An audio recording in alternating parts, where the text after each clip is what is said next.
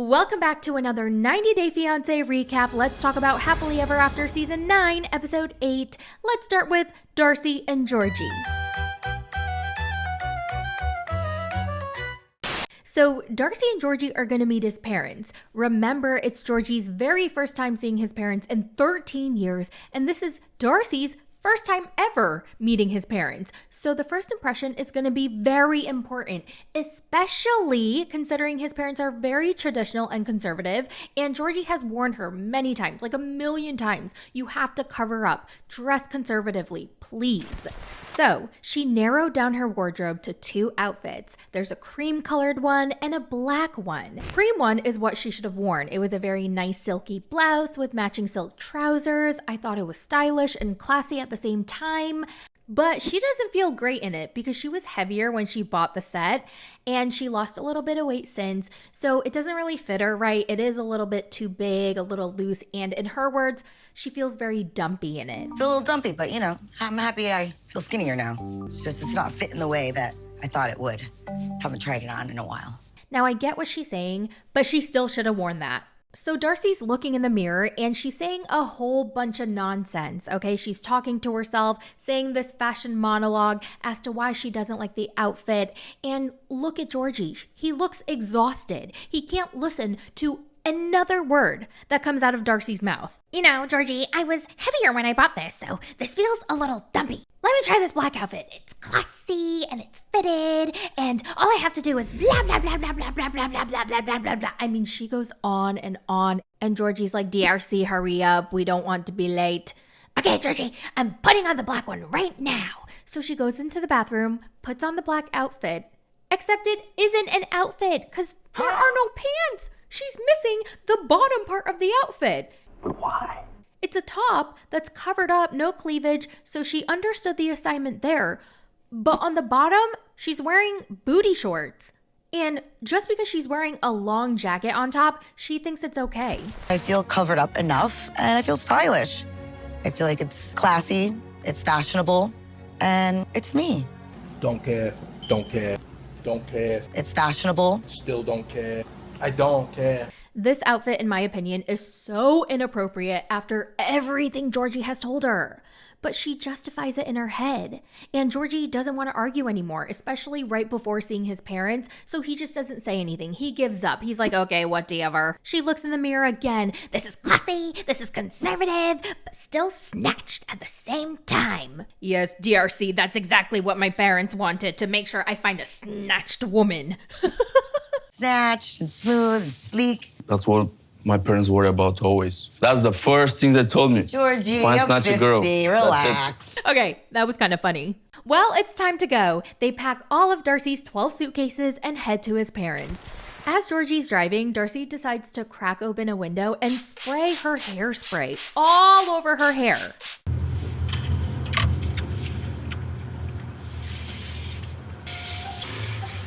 Now, I will give her this. Her hair looks amazing. It looks so healthy, shiny. It looks like hair from a Pantene Pro V commercial. You know what I'm talking about?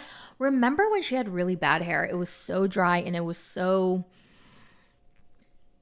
What's the word I'm looking for? It was just bad, okay? It looked really bad. So whatever she's been doing to her hair, it's been working, okay? Is it the hairspray? Because if it is, what kind of spray is that? So I can put some on my hair because my hair is suffering. Not only is it thinning, but it's looking real dry.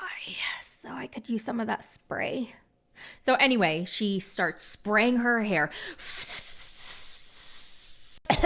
Darcey, I cannot breathe, Darcey. What are you doing?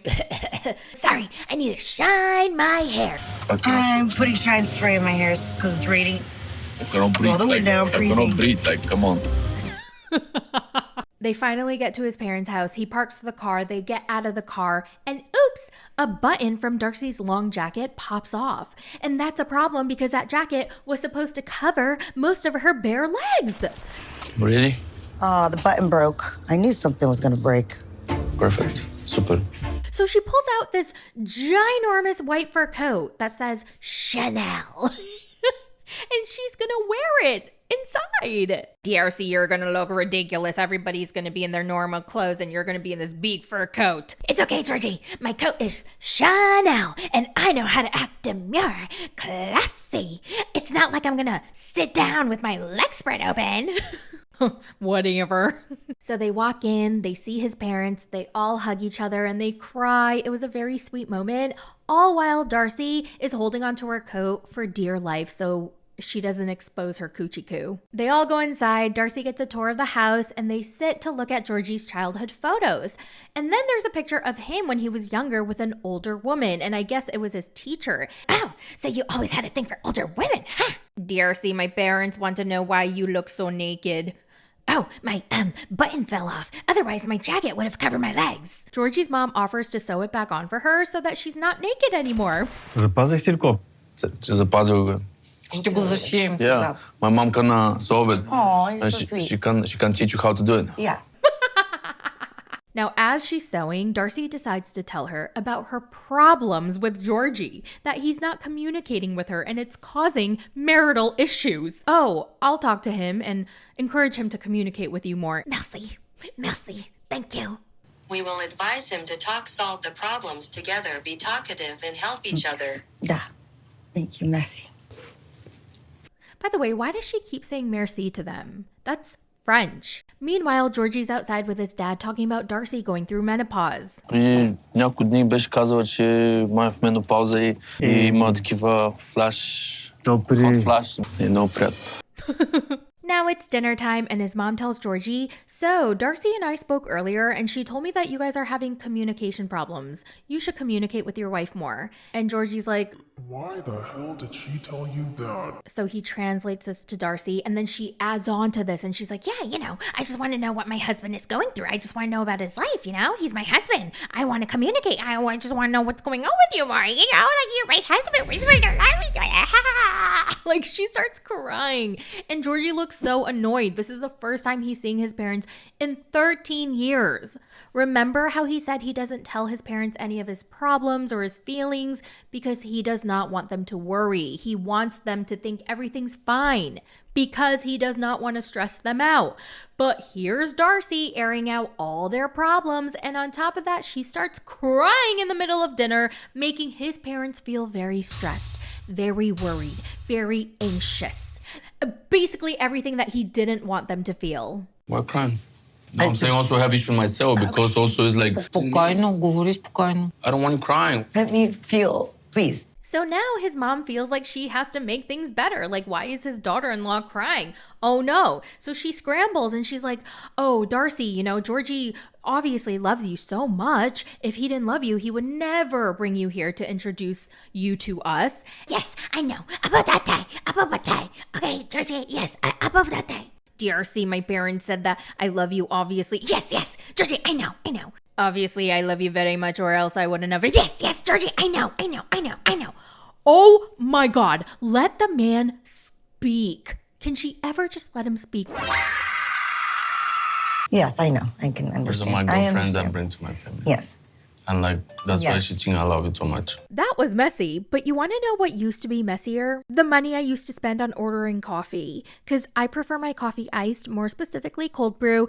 And I don't know why, but I used to think that cold brew was this super complicated process where you needed a barista level setup to get that rich, smooth flavor. But it turns out it's actually super easy with Trade. Trade is the #1 coffee destination in the United States, and their new cold brew collection is a game changer.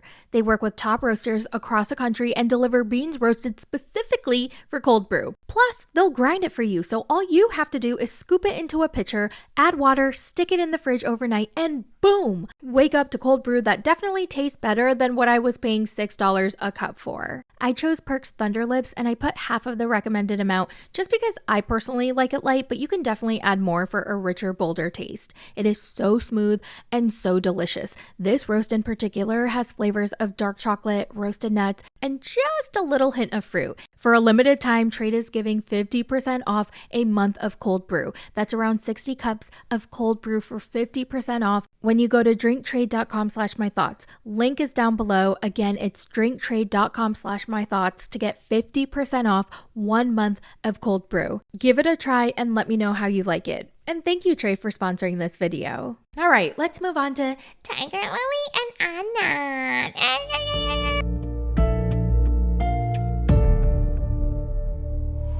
So she's crying in her bedroom. Remember, Anand just called her a demon for not converting to Islam right away? So she vents to the producer and the cameraman. I can't believe my husband called me a demon, and he didn't care that I was Christian before, and now he wants me to change everything right away. Like, it's just too much. Now, Anand overhears this from the living room, and he walks into the bedroom to basically shut her up. I'm trying to save you, Tiger Lily.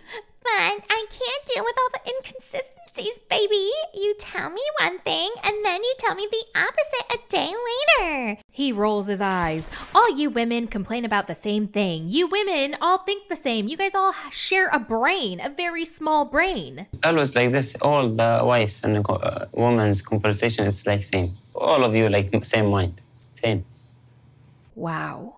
He is such a little bitch. And he continues. I am the man here. I can do whatever I want. What?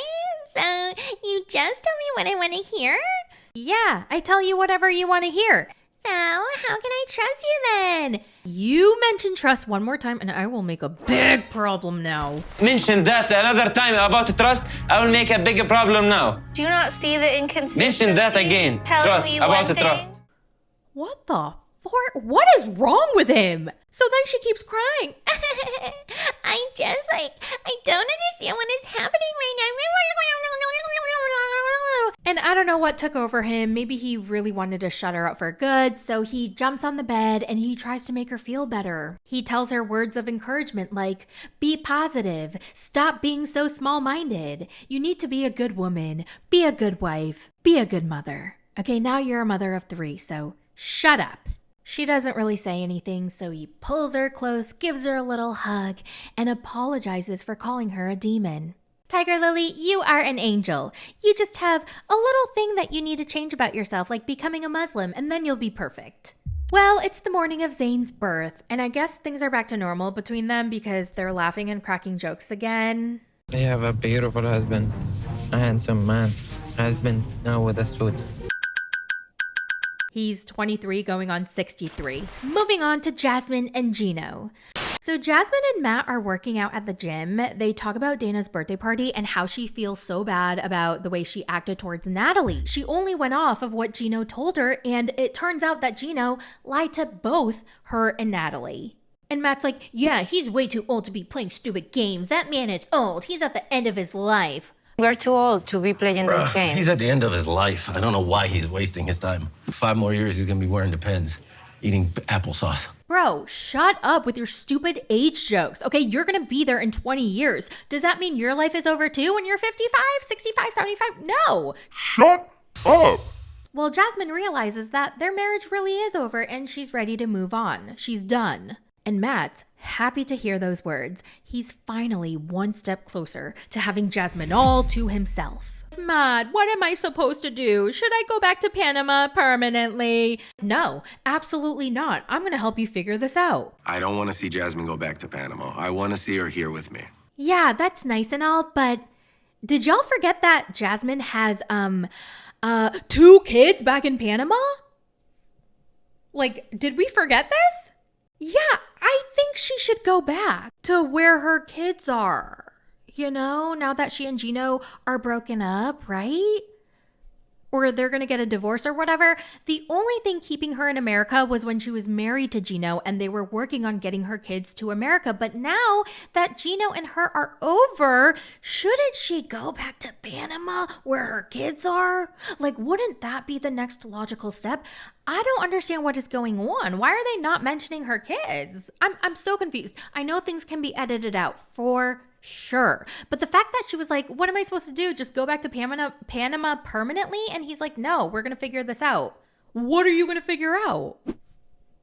Matt is ready to confess his true feelings now that Jasmine had made it clear that she was ready to move on from Gino. And he goes, Mama, can I be honest with you? Which, by the way, talk about some crazy ass foreshadowing, calling her mama. Mama, I want to be honest with you. And she goes, yeah, be honest. I want to be out of the friend zone. And she smiles. He's like, I want to say that I love you. would you consider moving on from Gino and giving me a chance? And she just looks at him silently with a smile. She knew all along that Matt was in love with her. She could tell by the way he talks to her, treats her, does things for her, the way he looks at her. It's a million times more than what Gino's ever done. But she doesn't want to jump into another relationship because she's invested 5 years of her life with Gino, and for whatever godforsaken reason, she really loved him, and she needs to know how to move from here. How is she going to move on? What is her current situation going to be? She doesn't want to jump into things with Matt because they are such good friends, even though they're fucking on the side, but they're friends first, and she doesn't want to ruin their friendship. I cannot give you fake hopes. I know. I hear you. And Matt's like, okay, I understand. I'm going to be patient. Which, by the way, when he was telling her his feelings, did anyone else feel the insane schmexual tension between them? I was like, they are going to go home and fuck each other's brains out. Like, I just know they had a bang marathon that night. Meanwhile, Gino is visiting Natalie in her hotel room with a cup of coffee to try and cheer her up. But she's kind of over it. She's not feeling it anymore because Gino lied to her. He wasn't completely transparent and honest about his marriage with Jasmine and what he was planning on doing. And ultimately, she was blindsided and humiliated because of him, because of his lies. Whatever, I'm done. I don't really want to do this anymore. But Natalie, no, it's Matt's fault. He's so short and ugly. Like, I don't know how Jasmine could like such a short and ugly man. Like, he's so ugly. Gino, honestly, I don't really care. I'm over it. I just want to go home. So she grabs her suitcase and leaves the room. Gino's sitting there all by himself. This is all Jasmine's fault and Matt's fault. Matt is so ugly. Oh my God, did you guys see the preview for what's to come between Jasmine and Gino? Wow. Shit is gonna hit the fan. It is gonna get real nasty. It is gonna get real messy. It's gonna get real bad. And I am here for it all. I can't wait. Then we have Cara and Gmo, and their segment was really short. So basically, Cara's mom drives Cara to the airport because she is going to Italy to record her first bachata album. Okay, cool. I don't understand why she has to go all the way to Italy, but all right. So then they talk about Guillermo in the car and how things are so bad and how he's accusing her of cheating and she can't be with a man who keeps accusing her of cheating when she's not. And her mom's like, well, maybe you should start looking for a lawyer if you think you're headed for a divorce. Meanwhile, Guillermo's talking to his mom on FaceTime and she is telling him to save the marriage. He starts to cry and then his mom starts to cry and she encourages him to not give up. No te pongas así, papá. Tú no sabes cómo me ha pegado a mí que tú estés solito por allá, ¿vale? It feels lonely. Not being able to see my son as soon as he wakes up is so weird. It's just heartbreaking. At this point, I don't even know how life should feel. Es triste lo que estás pasando, papi. Pero no te cierres, Guillermo. When they were in, oh God, I can't remember where he's from, sorry. But when she saw them together and spent time with them together, she felt the love. She saw their love. It was so strong and so beautiful. She's like, don't give up on that. Why don't you plan a date? Maybe you need to flame the, what's that saying? Flame the flames, flame the fire, you know, spark the flames again, spark the sparks again. I don't even know what the fuck I'm saying anymore, but you guys know what I'm trying to say. And he's like, you know what? That's not a bad idea. So he starts thinking about what he should do. Last, we have Brandon and Julia. Now, remember, Julia is finally home with Brandon and her parents. She is exhausted and she is not in the mood to entertain. But Betty and Ronald McDonald came to surprise them and she's not really having it. She is so tired, she cannot even fake a smile. She lets them know, I don't really appreciate this. You know, you have to like consider our boundaries. And Betty's like, oh, well, Oops! But we brought barbecue for everybody, so go enjoy some food. We want to shower and sleep. We have some American barbecue and potato salad, coleslaw. At least they brought some food. And Julia's dad seemed to be enjoying the barbecue. Then Julia does some more translating between her parents and Brandon's parents, but she still cannot fake a smile. She can't. She lets them know once again that she does not like the surprise visit and that she's super tired and she wants to go to bed. Now you just show up in my house, is all telling me. This is a happy occasion. And we thought that this would be a nice way to get to see everybody. You shoot me from my house. And Ronald McDonald goes, well, you know what, Julia? You need to be more grateful. I would love if someone surprised me like this. And then Brandon jumps on the wagon and he tells Julia that she's being a negative Nancy. I feel like you're the one being antagonistic. Now you. No, I'm not. You think everybody's against you. It's not it. Now, Julia's irritated that her husband is not having her back. Okay, I see that this is gonna get worse, so I'm done. We're leaving, okay? We're not gonna stay here. We're gonna get a hotel for the night. So she runs out, and then Ron follows her, and then Brandon wants to leave with his parents, and Julia's parents are like, what the hell is going on? We have no idea. Why are they fighting? And Julia's like, Brandon, you better not leave me. And he's like, no, I need to go with my mommy and daddy, okay? I haven't had my last milk feeding, so I gotta go. And he runs off with his parents. You are not I'm not kidding, Brandon. That is enough. Ugh. This is not a good look. In my opinion, Julia should have sucked it up, for sure. She should have slapped a smile on her face and did her best to deal with the situation. And I know it must suck, absolutely suck, to constantly have your boondiaries crossed by Brandon's parents over and over and over. And they kind of treat her like shit and they don't really care about her feelings or what she says. And I'm sure the tension has been building and building and building. And Julia just snapped. She couldn't handle it. And she was done. She was over it. I get it. But I still would have sucked it up and just slapped a smile and gone through with it and then dealt with it afterwards. Especially, you know, because her parents are there and Brandon's parents are already there. So why make the situation worse?